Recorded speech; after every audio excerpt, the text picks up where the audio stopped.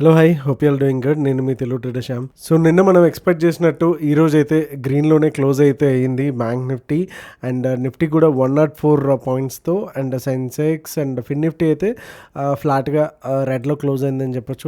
Mid Nifty వచ్చేసి పాజిటివ్గానే close అయింది అండ్ ఇండియా విక్స్ వచ్చేసి 6% ఇవాళ అయితే ఇంకా డౌన్ అయితే అయ్యింది.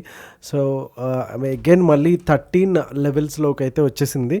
సో లైక్ 12 to 15 అనేది నార్మల్ రేంజ్. సో నిన్న కాకుండా మొన్న కూడా 15 పైకి వెళ్ళింది. బట్ స్లోగా ఏదైతే ఫియర్ అండ్ గ్రీడ్ ఏదైతే ఉందో మార్కెట్లో తక్కువ అయింది అనేసి అయితే మనకు తెలుస్తుంది.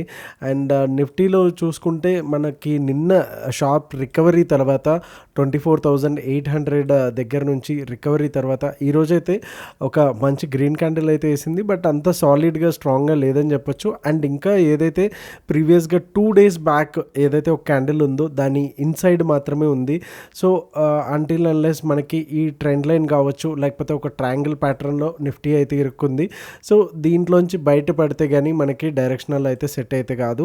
సో రేపు బ్యాంక్ నిఫ్టీ ఎక్స్పైరీ అయితే మనకు ఉంది అండ్ చూద్దాం రేపు అండ్ ఎల్లుండ నిఫ్టీ ఎక్స్పైరీ కూడా ఉంది కాబట్టి ఎట్లా రెస్పాండ్ అవుతుందో అనేసి. అండ్ మనకి బ్యాంక్ నిఫ్టీలోకి వచ్చేసరికి ఒక పిన్ బార్ లాగా అయితే వచ్చింది.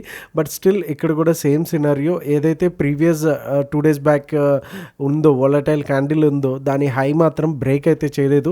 ఒక్కసారి హై బ్రేక్ చేయడానికి ప్రయత్నించింది. బట్ 51,300 లెవెల్స్ నుంచి కూడా 272లో అయితే క్లోజ్ అయింది. రేపు కనుక ఇన్ కేస్ ఈ 51,400 కూడా బ్రేక్ అయితే మనకి ట్రెండ్ లైన్ బ్రేక్ అయ్యి 51,500లో క్లోజ్ అయితే కనుక మనకి పొటెన్షియల్గా కొత్త బయర్స్ కూడా అట్రాక్ట్ అవ్వడానికి ఛాన్సెస్ ఉంటాయి. బ్యాంకింగ్ స్టాక్స్లో వస్తున్నారు అని అయితే మనకైతే సిగ్నల్ అయితే కనిపిస్తుంది. అండ్ సో హెచ్డిఎఫ్సి బ్యాంక్ కూడా చూసుకుంటే కనుక కైండ్ ఆఫ్ రేంజ్ బౌండ్లోనే స్ట్రక్ అయ్యింది కంప్లీట్గా. నిన్న లైవ్లో కూడా దీని గురించి మనం మాట్లాడుకున్నాము. సో వన్స్ ఈ 1660 ఏదైతే లెవెల్స్ ఉన్నాయో ఇది పైకి వెళ్తే మనకి బ్యాంక్ నిఫ్టీ కూడా దాన్ని ఫాలో అయితే అవుతుంది. అండ్ అదర్వైజ్ 1600 లెవెల్స్ అయితే మనకి డౌన్ సైడ్ ఉన్నాయి. సో ఈ రెండిట్లో ఏదో ఒక లెవెల్ అయితే వెళ్ళాలి. సో అంటిల్ అన్లెస్ ఇది ఇక్కడే టైం పాస్ చేస్తుందని సేపు కూడా మ్యాక్సిమం బ్యాంక్ నిఫ్టీ కూడా similar kind of pattern similar kind of consultation అయితే మనకి చూడడానికి అయితే అవుతుంది. సో ఎవరైతే బ్యాంక్ నిఫ్టీ ట్రేడ్ చేస్తారో హెచ్డిఎఫ్సిని కూడా ఒక లుక్ అయితే వేస్తూ ఉండండి. సో మనకి ఎప్పుడు బ్రేక్అవుట్ అయితే అప్పుడు కూడా మనకి అప్ సైడ్ కూడా వెళ్ళడానికి అయితే ఛాన్సెస్ అయితే ఉంటాయి. సో ఇది డైలీ టైం ఫ్రేమ్ గురించి. అండ్ ఒకసారి 15 minutesలోకి వెళ్ళిపోదాం. సో నో ట్రేడింగ్ జోన్ వచ్చేసి నిఫ్టీకి 25,100 అండ్ 25,000. సో కంప్లీట్గా ఒక 100 పాయింట్స్ అయితే ఉంది. ఓకే, సో ఇన్ కేస్ ఒకవేళ మనకి ఇక్కడ చూడొచ్చు మంచి సపోర్ట్ ఏరియా అండ్ రెసిస్టెన్స్ ఏరియాలో ఎగ్జాక్ట్గా మనం మార్క్ చేసిన ఏరియాసే. సో 25,100 పైన బ్రేక్ అయితే కనుక 168 అంటే అరౌండ్ 68 పాయింట్స్ అయితే మనకి first target. And second target వచ్చి 243 అండ్ థర్డ్ టార్గెట్ వచ్చి 25,301 అయితే మనకి 3 టార్గెట్స్కి అయితే ఉన్నాయి. అండ్ వీడియో మీకు వాల్యూ యాడ్ చేస్తుంటే కనుక లైక్ బటన్ అయితే స్మాష్ చేయడం అయితే మర్చిపోద్దు. అండ్ డౌన్ సైడ్ ఏదైతే మనం మేజర్ లెవెల్ 2-3 days నుంచి మనం మాట్లాడుకుంటున్నామో 25,000 లెవెల్స్ కనుక క్లోజ్ అయితే 24,897 అలానే 24,805 second target and third target వచ్చి 24,701గా అయితే మనకి నిఫ్టీలో అయితే కనిపిస్తూ ఉన్నాయి. అండ్ ప్యాటర్న్ కూడా చూసుకుంటే కనుక ఏదైతే మనకి డ్రాప్ అయితే అయ్యిందో 25,100 నుంచి మళ్ళీ అగైన్ 25,100 దగ్గరనే క్లోజ్ అయితే అవుతుంది. బట్ ఈరోజు క్లోజింగ్ బేసిస్ అయితే అవ్వలేదు. బట్ ఇక్కడ సేమ్ రెసిస్టెన్స్ అయితే మనకి 25,100 దగ్గర అయితే ఫీల్ అవుతుంది. And at the same time 25,000 కూడా ఇంకా బ్రేక్ అయితే చేయలేదు. సో రేపటికి అంటే బ్యాంక్ నిఫ్టీ ఎక్స్పైరీ ఉంది. ఇన్ కేస్ ఒకవేళ నో ట్రేడింగ్ జోన్ దాటి 25,100 కావచ్చు 25,000 కావచ్చు ఎటువైపు అయినా మూవ్ ఉంటే కనుక మనకి మంచిగా టార్గెట్స్ ఇవ్వడానికి ఛాన్సెస్ అయితే ఉంటాయి. నిన్న మనం మాట్లాడుకున్నాము ఏదైతే మన లెవెల్స్ ఏవైతే ఉన్నాయో అప్ సైడ్ టార్గెట్స్ చాలా ఫాస్ట్గా అవుతాయి అనేసి. సో మీరు లైవ్లో ఎక్స్పీరియన్స్ చేసుంటారు అనుకుంటున్నాను. అండ్ వీడియోలో చెప్పినటువంటి వ్యూ మీకు డెఫినెట్గా గుర్తుండి and you made some profits అని అయితే అనుకుంటున్నాను. అండ్ దీంట్లో ఏదైతే మనకి 2-3 వీక్స్ నుంచి ఒక రేంజ్ ఏదైతే ఉందో బ్యాంక్ నిఫ్టీలో, సో అదైతే ఒక 1-2 డేస్ బ్యాక్ అయితే మనకి బ్రేక్ అయితే అయ్యింది. బట్ మళ్ళీ రికవరీ వచ్చేసి same V shape recovery and ఎగ్జాక్ట్గా అంతకు ముందు ఉన్నటువంటి డబల్ టాప్ దగ్గర నుంచే మళ్ళీ ఒక రిజెక్షన్ అయితే వచ్చింది. అలా అని స్వింగ్ లో ఏదైతే ఉందో 51,145 అయితే ఇంకా క్లోజ్ అయితే కాలేదు. సో విచ్ ఈజ్ ఇండికేటింగ్ మనకి కొంతవరకు బులిష్గానే ఉంది అనేసి అయితే బ్యాంక్ నిఫ్టీ అయితే అర్థమవుతుంది. సో మనకి రేపు ఇన్ కేస్ గ్యాప్ అప్ అయితే కనుక బీటీఎస్టీ ఏమి ఇచ్చారు అనేది మనం ఓఏ డేటాలో చూసినప్పుడు మనం మాట్లాడుకుందాము.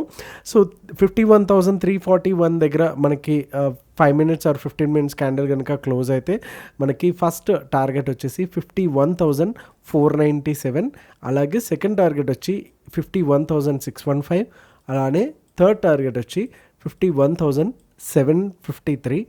సో ఇన్ కేస్ ఒకవేళ డౌన్ సైడ్ ఏదైతే ఈ స్వింగ్ లో ఏదైతే ఉందో, ఓకే, సో అంతకుముందు కూడా గమనించవచ్చు ఈ లో వచ్చేసి ఈ లెవెల్ వచ్చేసి పర్టికులర్గా ఈ జోన్ అనొచ్చు. ఈ పర్టికులర్గా లైన్ కంటే జోన్ ఆఫ్ కోర్స్ లైన్ కూడా సో చాలా చాలా ఇంపార్టెంట్.